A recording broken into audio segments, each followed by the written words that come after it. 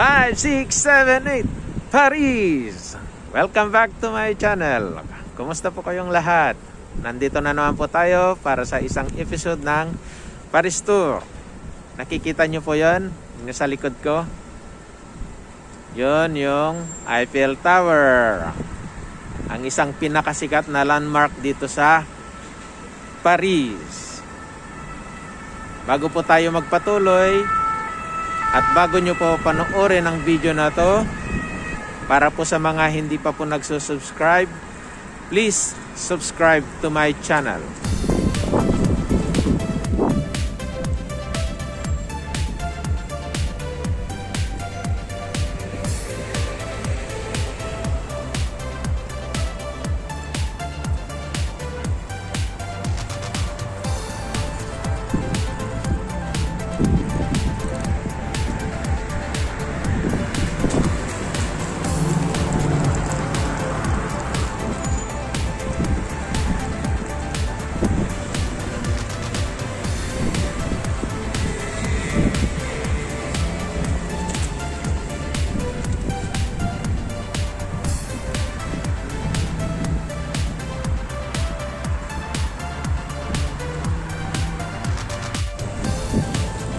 Yan, nakikita nyo po ba yan? Ang ganda, di ba?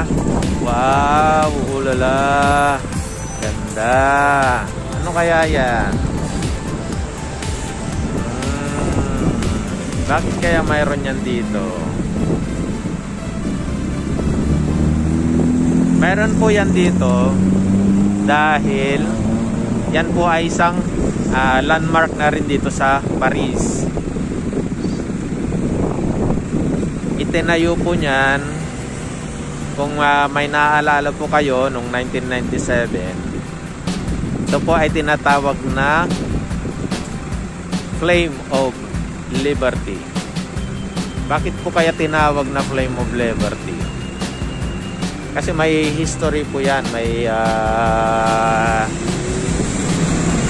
history kung bakit tinawag na Flame of Liberty. Kung naalala nyo po noong 1997, si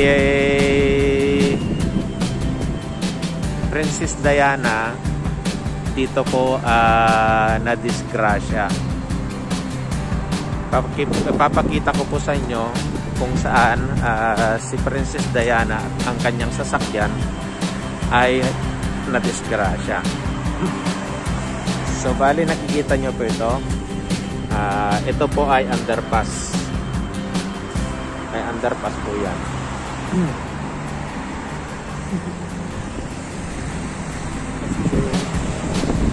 Ayan.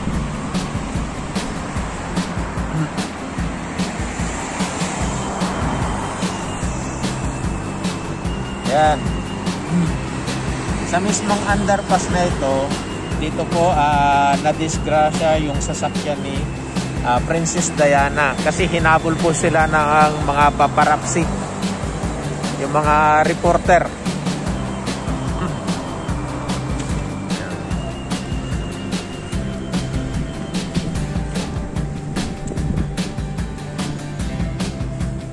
Ngayon itinayo po itong Flame of Liberty para po sa komemorasyon ng kanyang pagkamatay. Ayan, oh lala. Yan, nilalagyan na naman po ng mga kadena dito. Ayan.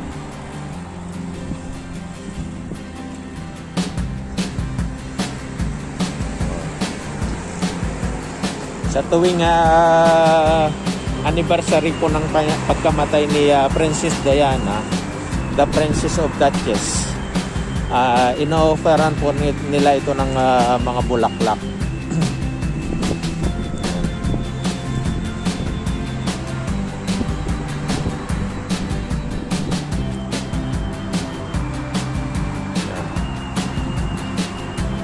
Yan po ang Flame of Liberty. Kaya kung mamamasyal po kayo dito sa Paris, huwag nyo pong kakalimutan mamasyal dito.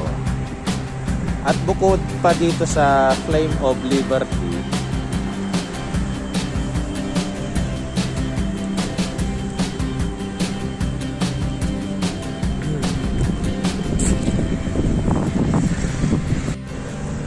dito po sa aking kinatatayuan, ito po ay isang square. Okay. Square o kaya isang lugar, isang park. Ito po. Yan.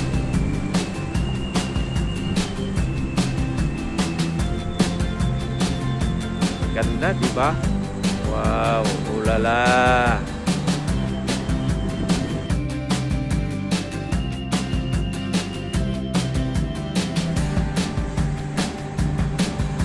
So, dito po sa aking kinatatayuan, nakikita pa rin po natin yung Flame of Liberty. At hindi lang po yan yung itinayo para sa kanya, kundi ang lugar na ito ay ipinangalan po rin po sa kanya. Itong square na ito, pinangalanan po siyang Plus Diana. Ayan.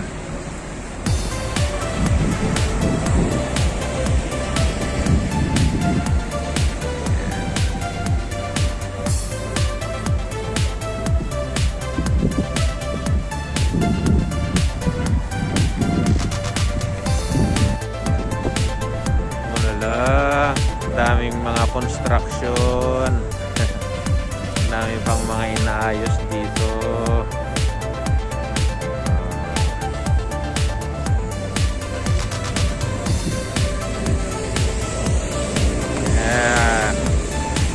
Kinatatayuan ko po ay yung Pont de l'Alma.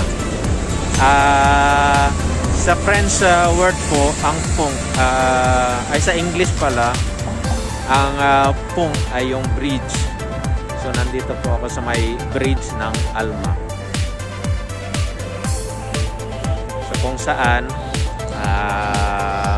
malapit lang dito yung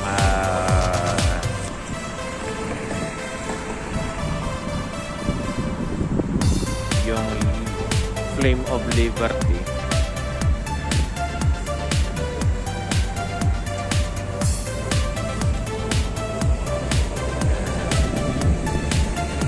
Pont de l'Alma.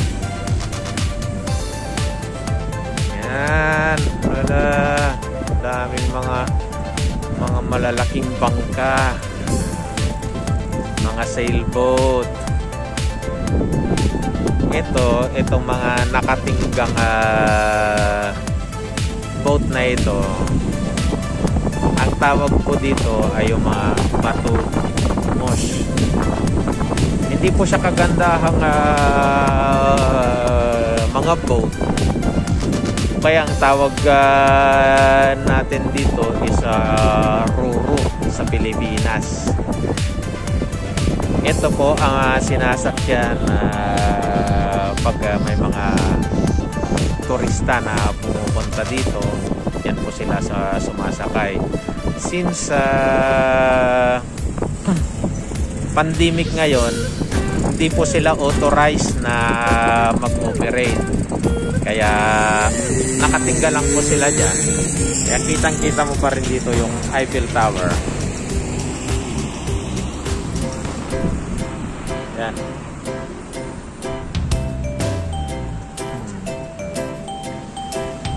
Ang pangalan, Bato Mosh. Ang bato kasi kasi isang French word yan. Ang bato kasi ay boat. Ang mosh naman pangit. Kaya pangit daw na bangka. Lala.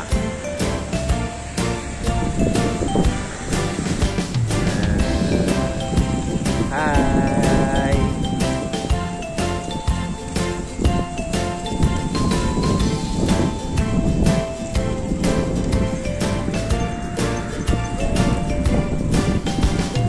Kahit pandemic o kaya naka-lockdown kami dito, hindi naman po masyadong stricto. Hindi na po kagaya ng unang lockdown na talagang maraming mga nagko-control na mga pulis. Ngayon mga tao dito libre naman po silang lumabas, pero kailangan sumunod lang po sa protocol. Kailangan mag-mask. Nakikita nyo po yan. May bicycle lane po dito. Yan. Para safe po yung mga nagbabike. Yan, exclusive lang para sa mga bisikleta. Ito. Bisikleta. Iba rin po yung lalakar ng mga tao dito rin po sa gilid. So kung sasakay ka naman ng batumus o kaya bangka o kaya cruiser, dito magsisimula. Doon ka bababa. Yun.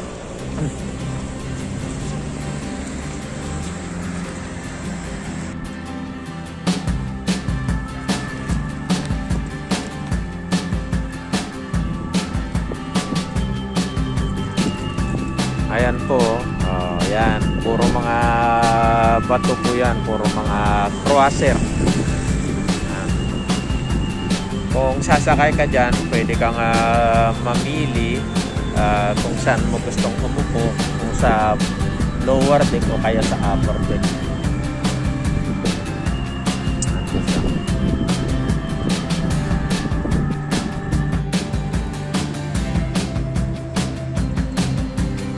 Yan. Napapansin nyo po yung estatwa na yon. Zoom po natin. Yan. Sa may paanan ng bridge. Ginawa po yung estatwa na yon. Bali ito po ay isang image ng isang military. Pinangalan nila na SWAB. At nagsisilbi po siyang measurement para sa water level. Kaya pag tumataas na po siya, yung umaabot na po hanggang sa biwang niya, bali mag-a-alarm na po yung siren, kaya magwawangwang na. Kasi nung mayroong time na nagkaroon ng inundasyon, ay yung pagbaha dito sa Paris, na umabot hanggang sa balikat niya. Ayan. Bali pag umabot po hanggang biwang na yung tubig, ang mangyayari po, ito pong daan na ito, aabutin na siya ng tubig, kaya ipagbabawal na po yung pagdaan-daan dyan. Oo, ganda. Ang linis po niyan. Ang linis po ng tubig nito. Pwede po siyang paliguan, kaso pinagbabawal nila. Kasi yung safety ng tao pa rin yung iniisip nila dito. Kaya once na naligo ka dyan, may mga pulis ka agad na pupunta. Diba ang ganda? Anyway, itong Pont de Alma Marso, kinonstruct po ito in commemoration para sa Battle of Alma, bilang pag-celebrate nila sa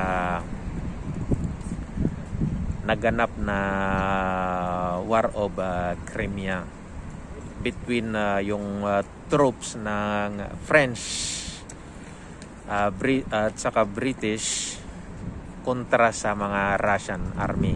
So ang nagwagi po yung French British army. Napapansin nyo po yung mga building old. very old. Yan, halos pantay-pantay. Yan, halos pantay-pantay.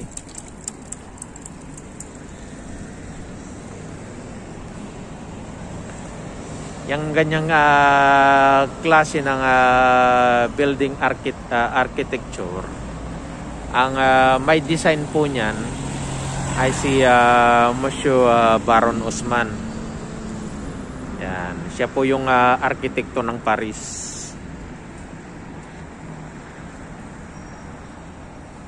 Yan, under Louis XVI. Yan, siya po ang inatasan ni King Louis XVI pala na mag-design nitong Paris, pati itong mga building. Kaya halos pare-parehas sila.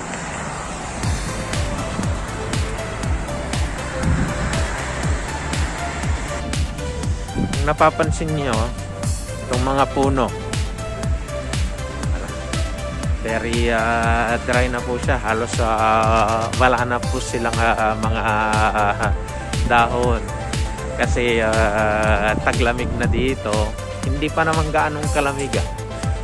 Kaya lang ganito talaga yung mga puno dito. Sa tuwing nalalapit na yung taglamig, nalalagas na po yung mga dahon nila. Sa atin kasi taglagas. Kaya ganyan po, nauubos po ng mga dahon. Pero kung napapansin po ninyo, ito po ay isang syudad, ang Paris, pero napakaraming mga puno. Yan.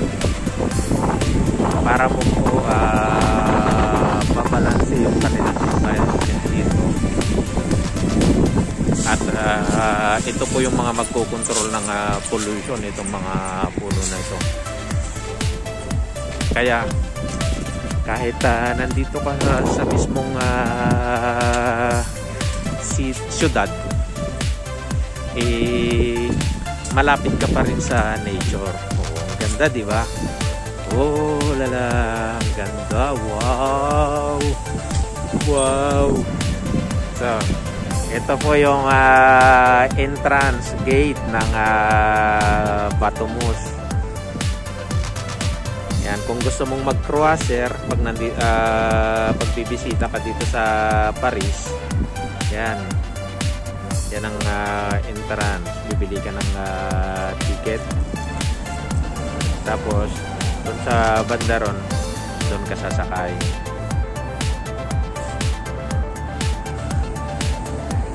Diba ang ganda? Wala, ganda talaga ng Paris. Oh, yan, beautiful, beautiful. Tapos tignan nyo, oh lala, ang ganda, diba? Ganda-ganda, oh. Wow, wow, nasa gitna ka ng forest. Oh, ganda, gandang-ganda talaga. Nakakaalis ng pagod.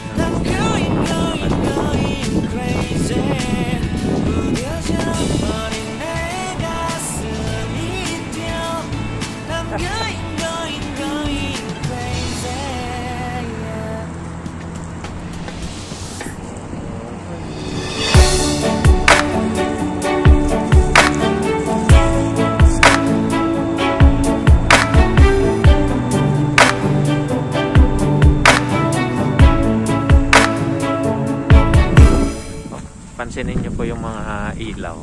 Maganda nila.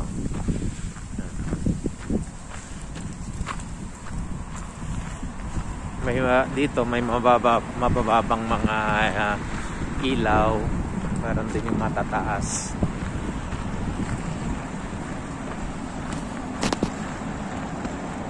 Ganda.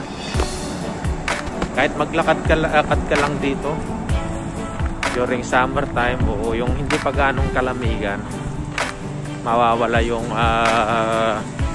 pagka-board mo,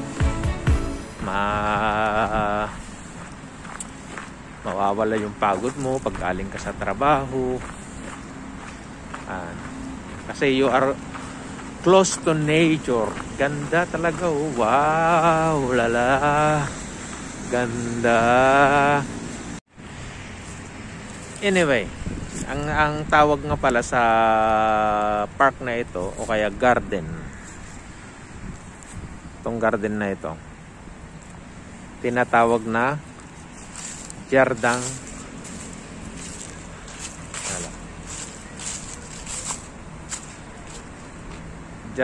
do Erban, capital de la Republic Armenia. So itong garden na to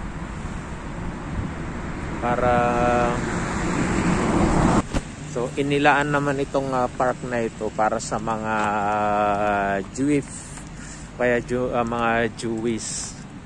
Kasi di ba nung panahon ni Hitler, marami mga pinatay na mga Jewish. So bilang pag-alala sa kanila, ibinigay itong area na ito para sa mga taga-Armenian o kaya yung mga naging biktima ng Holocaust.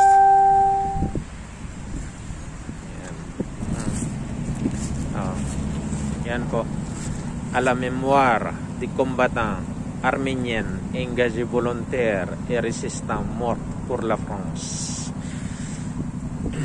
Ang ibig pong sabihin, in memory, para sa mga kombatan na Armenian na nagboluntaryo para lumaban at namatay para sa bansang France. Yan o.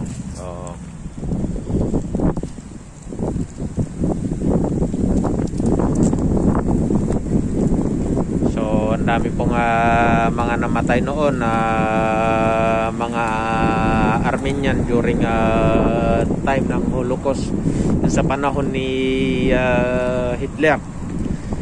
Ayan po, bali mayroon pong ilan po yan?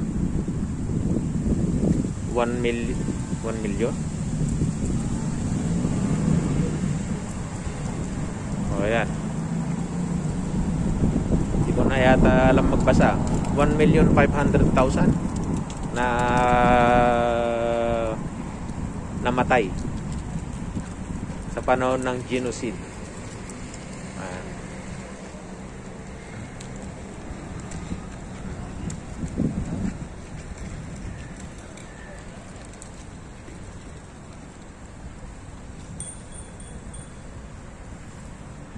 Kaya kung mapupunta kayo dito sa Paris, pasyalan nyo rin po ito.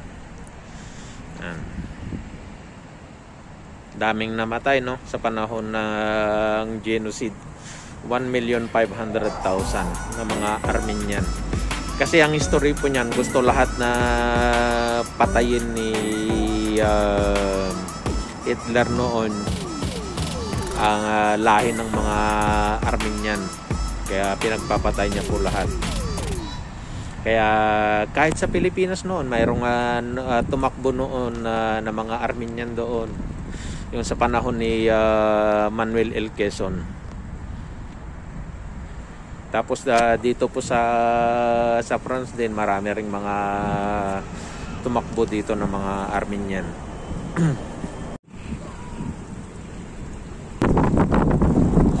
360 ulit.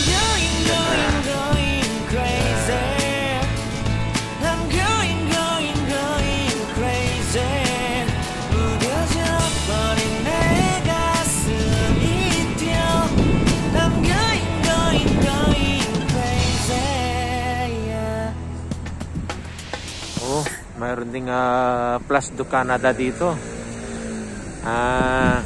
So itong kabilang yun yung Place Arden, yun yung para sa mga Armenian. At dito naman sa kabila, ito naman yung sa mga taga Canada. ito naman inaalay din ng France para sa mga friends sa mga Canadian military na tumulong para sa Deuxième Guerre Mondiale, yung Second World War, para sa mga taga France. May kabayo. Parang gustong kainin nung yung bulaklak kaya hindi niya makain.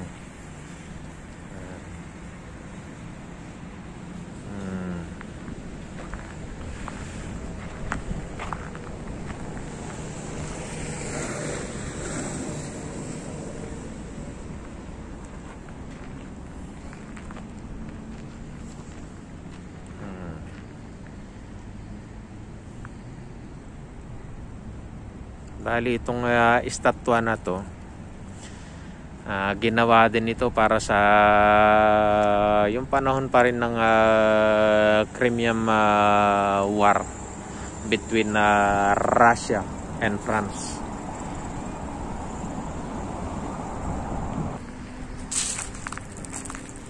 Ito po yung sa likod niya, yung nakalagay English. May English translation, hindi pala, French translation, tapos yun naman sa Russian translation. So bali ang sinasabi po dito nung Crimean War, mayroon pong mga ininvoye dito, ano ba yun, ininvoye, pinadala na mga 20,000 plus 20,000 mga military ng Russia, at nakipaggera kontra sa tropa ng Frances. Bali may mahigit 5,000 na namatay dito yung mga Russian military. So natalo po ang mga Russian military. So ang statue naman na ito ay ginawa para sa pasasalamat para sa mga American troops na tumulong para sa liberasyon ng France.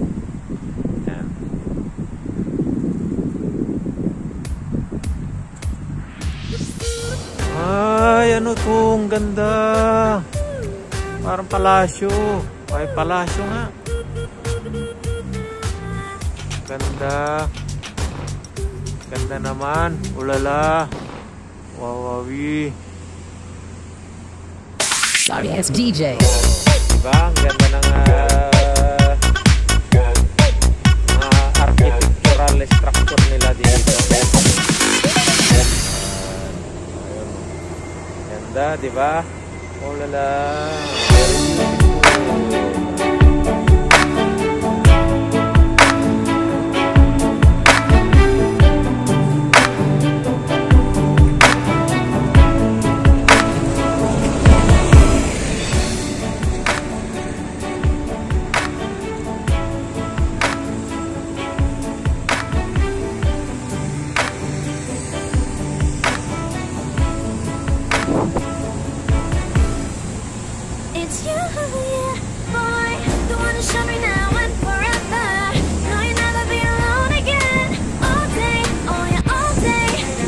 Yan. Ganda. Oh, palasyo. Tinatawag po yan na Grand Palais. Kaya Grand Palace. Pero hindi po siya isang palasyo. Kundi tinawag po lang po siya na Grand Palace, pero actually isa po siyang museum. Itinayo po yan noong 1900s. Dahil nagkaroon po dito ng exposition para sa World Exposition. kasama po itong itinayo, kasama nung Eiffel Tower. Yan, ang ganda. Grand Palais. Isa rin po itong landmark dito sa Paris.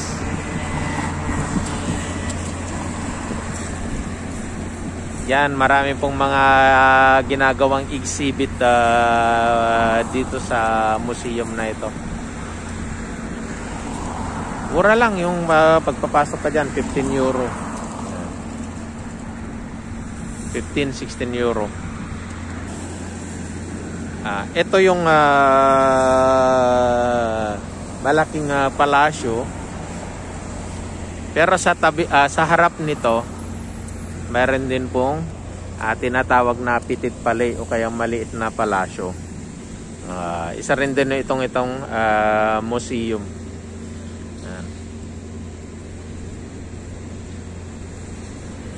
Di ba ang ganda?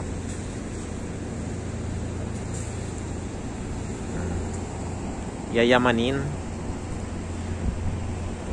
Kaya pag mahilig ka sa history and culture, mayaman po ang Paris niya. Ito sa France, mayaman po sa history saka sa culture. Kasi matandang lugar po itong France.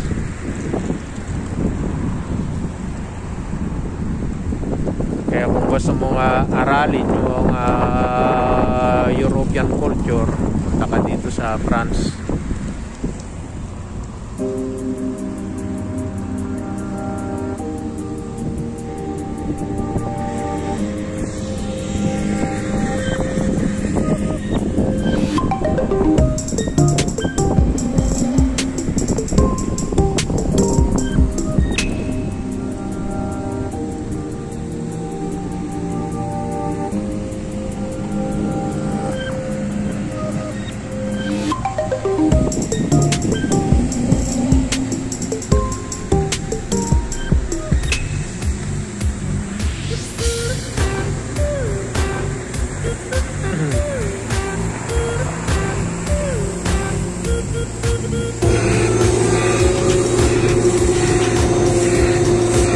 Pumunta ka dito, mamasyal, libre nga akong maupo dito.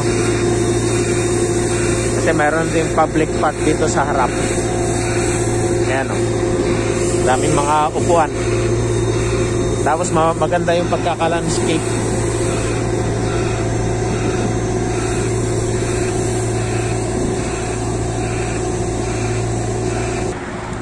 So mayroon din itinayong rebulto dito ni Winston Churchill. Siya po ay presidente noon ng England. Ayan. Si Winston Churchill. Isa sa mga tumulong para sa liberasyon ng France.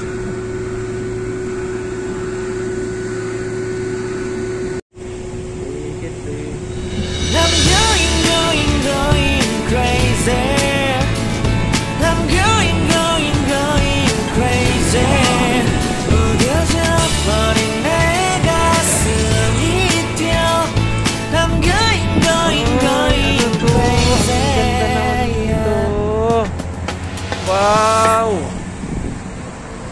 Ulala! Ang ganda! Ganda-ganda naman dito. Kaya pag namasyal ka talaga dito sa Paris during summertime, ma-amaze ka talaga dahil sobrang ganda. Ayan. Yung mga architectural mga project nila. Yan. Magaganda oh.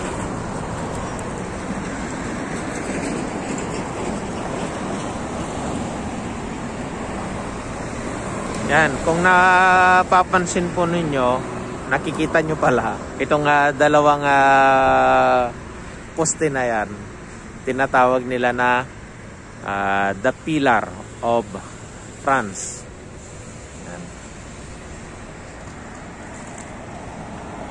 Mayroong dalawang golden statue doon sa taas.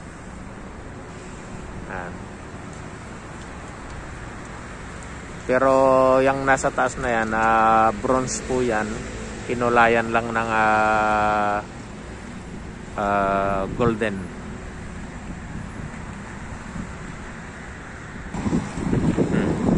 Meron ding estatwa na ito.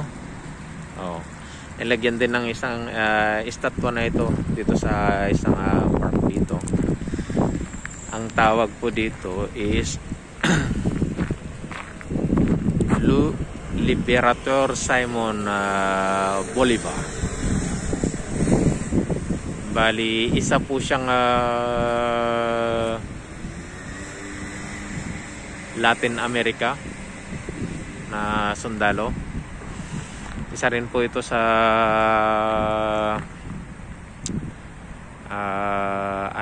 nag-lead na tumulong para sa liberasyon ng France. Kasama po niya yung mga taga Bolivia, Venezuela, Colombia, Ecuador, Peru. Yan. Yan po ang pinaka-leader. Dami-dami na talagang mga estatwa dito. Yan, may layon. Yan, may layon. Ano mga estatwa dito?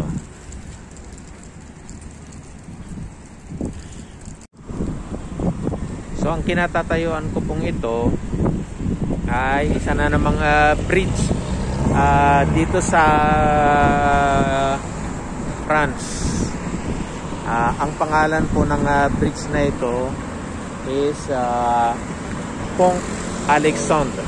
Ito po ay isang landmark din dito sa Paris. Ito po ang pinakasikat na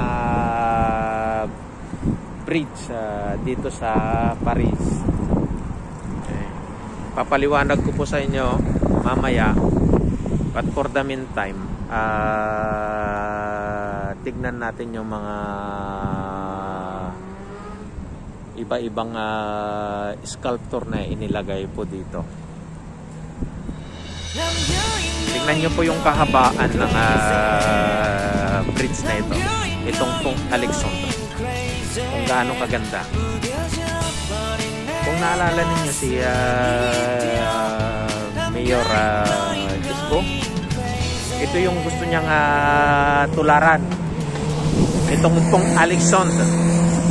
Bridge of Alexander. Hindi po si Alexander the Great. Si Alexander III. Siya po yung king ng Poland. O kaya King of Russia.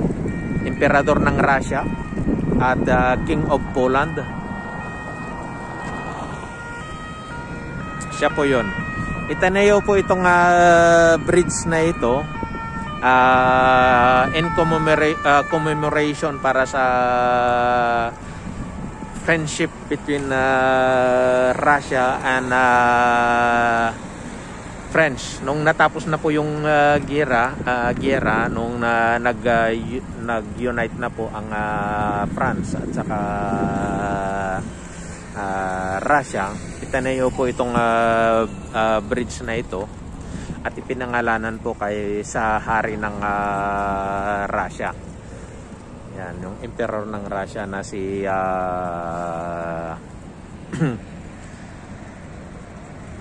King Alexander III.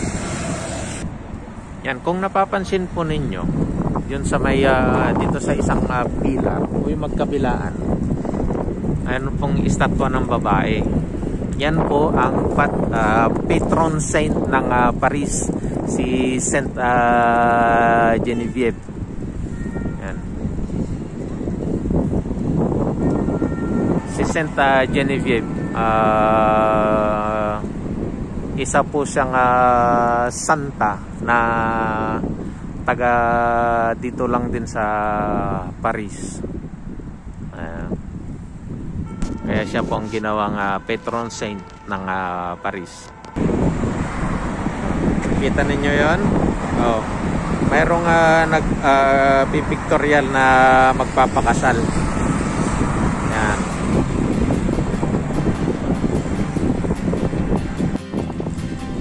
Kung napapansin po ninyo, ang daming mga estatwa na inilagay dito.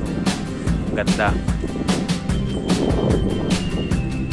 Ang bridge na ito, tinatawag na most grandiose, most elegant, at most decorated na bridge. Parang siyang hindi siya parang, kundi talagang bridge ng hari. Ito, talo pa niya yung bridge ni Louis VI. Oh, ganda, di ba?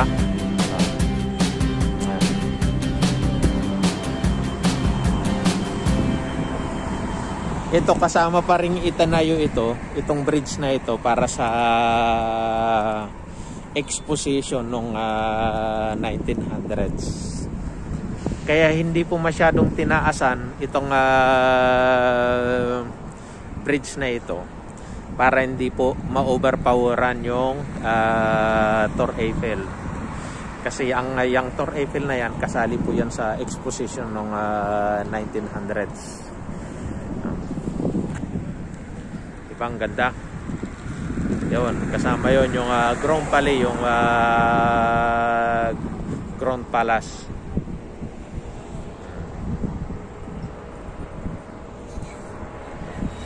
I'm going crazy.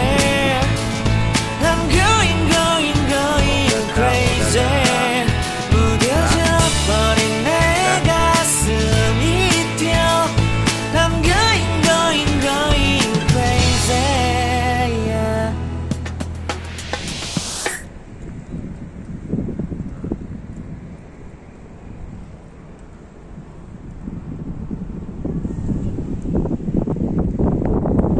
Ang kagandahan po nitong bridge na ito, dito lang sa mismong lakaran niya is mga 6 meters wide. So mahaba po yung lakaran, yung pwede niyang lakaran. Nung panahon, nung hindi pa po panahon ng pandemic, yung bridge na ito, sobrang dami ng tao. Pero ngayon, dahil panahon ng pandemic, naka-lockdown, walang mga tourist, walang gaanong mga lumalabas, kaya kunti lang, ako lang yung lumalabas. Ito, tignan nyo dito sa gitna kung gaano kaganda. Yan, lala, diba ang ganda? Oh, yayamanin. Yan, may mga ilaw po yan. May ilaw yan pag sa gabi.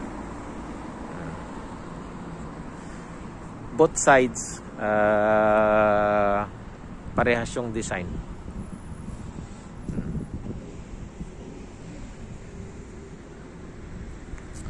And din sa kabila. Kahit yung pilar, yung back to back na pilar, parehas din. Ngayon, subukan naman nating tignan dun sa baba kung bakit tinawag na the most celebrated, the most decorated, at tinawag na landmark itong bridge na ito.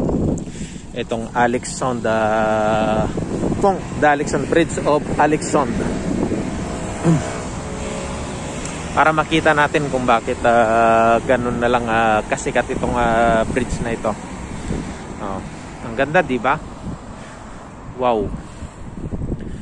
Mapapawaw ka talaga eh.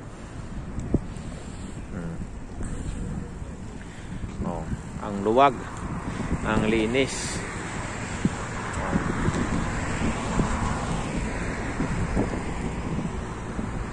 Dati hindi ganito, very busy ito. Itong bridge na to. Kaso dahil nga sa pandemic, very peaceful, walang gaano mga naglalakad.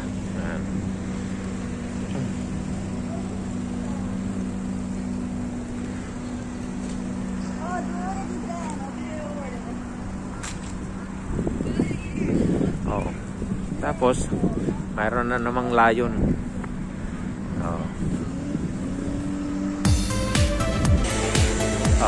Tignan nyo po dito sa baba ng bridge ni Alexandra kung gaano kaganda. Sa gilid pa lang yan, napakaganda. Diba? Ganda. Kahit sa ilalim yan, maganda rin. Bakal po ang ilalim niyan. Bali, it's a double deck na bridge. Ganda. Kakamangha. Ay, tignan nyo na lang yung aisles na papuntang pababa. Pataas. Tignan nyo kung gaano ka ground juice.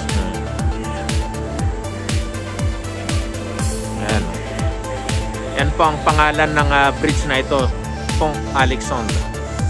Yung pont kasi sa French at sa itatranslate natin sa English, yung bridge. Rangtay, Ilocano. Tulay naman sa Tagalog. Tulay ni Alexandre.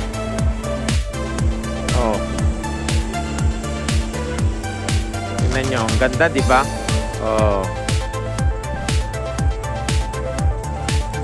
Bridge pa lang to. Kung gaano ginastusan ang bridge na ito. Hindi siya ordinaryong tulay. Very beautiful. Ito yung gustong tularan ni Mayor Isko Moreno sa Maynila. Yung bridge natin doon. Linis po ng tubig. Sana maging ganito na yung Manila Bay.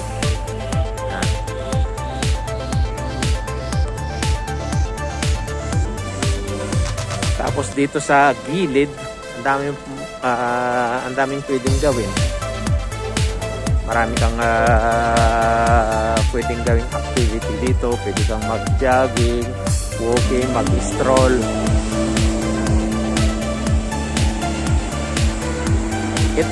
Itong boat na ito, naka-stationary lang siya dito. Kasi ito po ay isang restaurant. Sarado rin.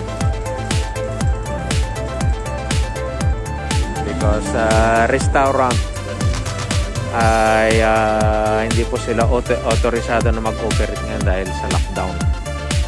Yung mga nagbabike, sa likuran din kung may naglilinis doon, may ingay.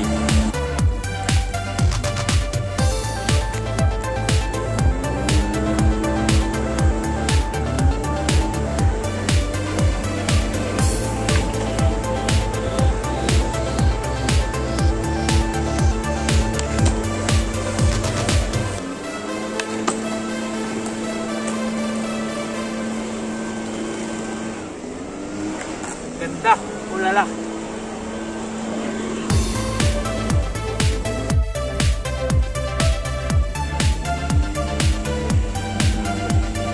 Yan po yung gitna niya,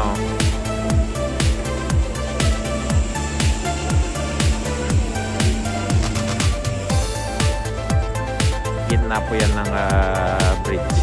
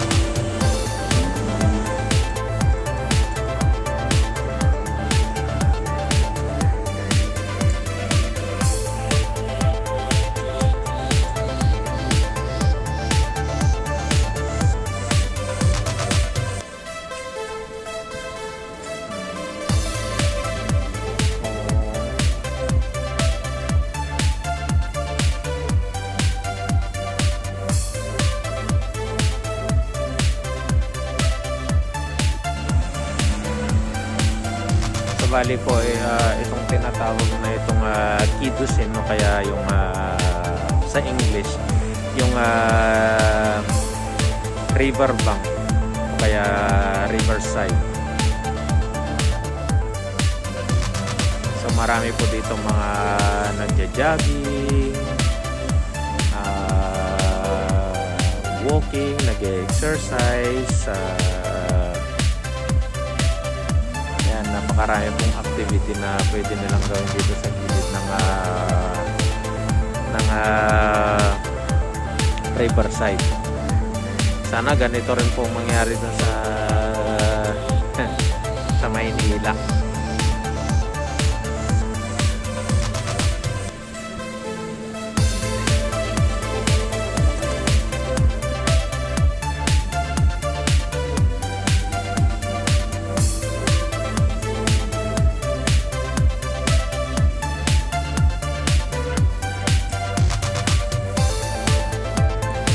Ng tubig.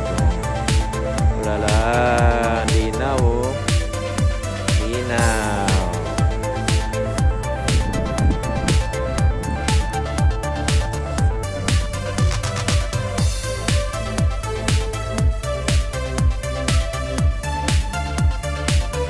Diba? Ganda-ganda ng bridge na ito. The most luxurious, the most grandiose, the most decorated bridge. Ewan ko kung sa mga ibang lugar may makikita ka na ganitong klase ng bridge. Kung mapapansin ninyo, yan, imahe ng mga tao yan nakalagay.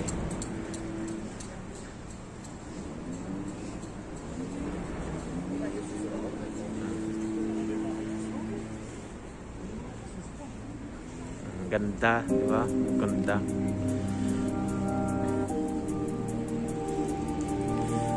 Yan, oh. Napapansin niyo puro bakal yan.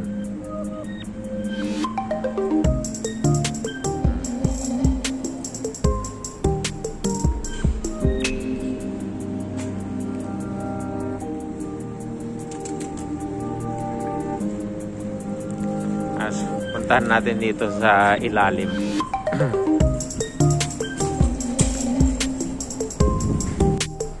Pang ilalim. Oh. Ganda, di ba? Yan po ang ilalim ng bridge na ito. Yan pong Alexon. Oh.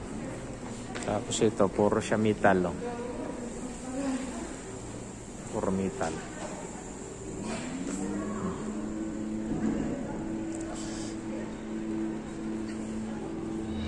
I'm going crazy.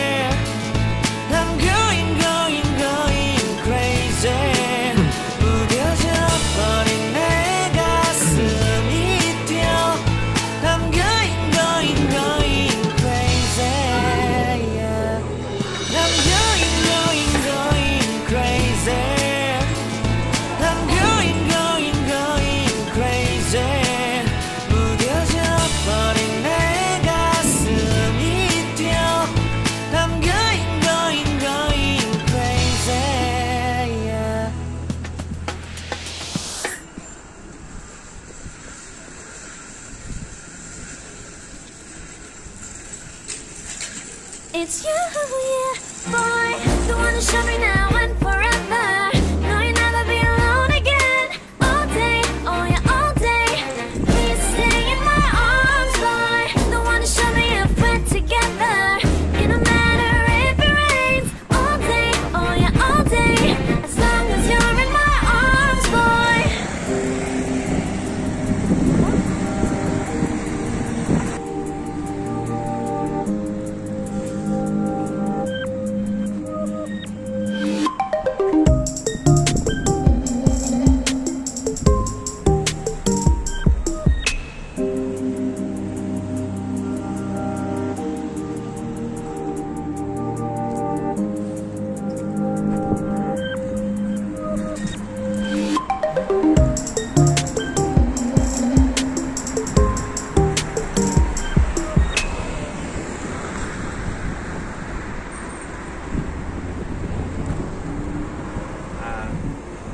hope you like this video for today.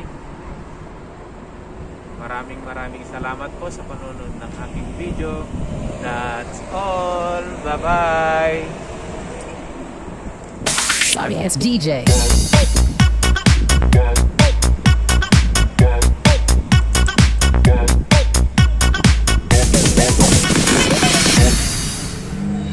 I'm going crazy. I'm going crazy.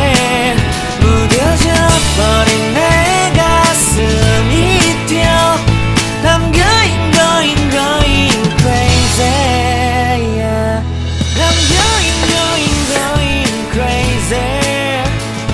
I'm going crazy. 무뎌져 버린 내 가슴이 뛰어. I'm going crazy. Yeah. I'm going crazy.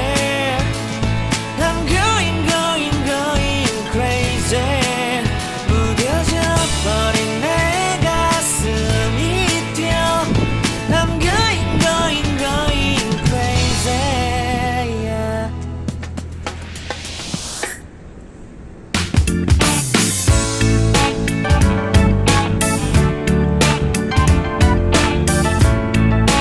You like this video?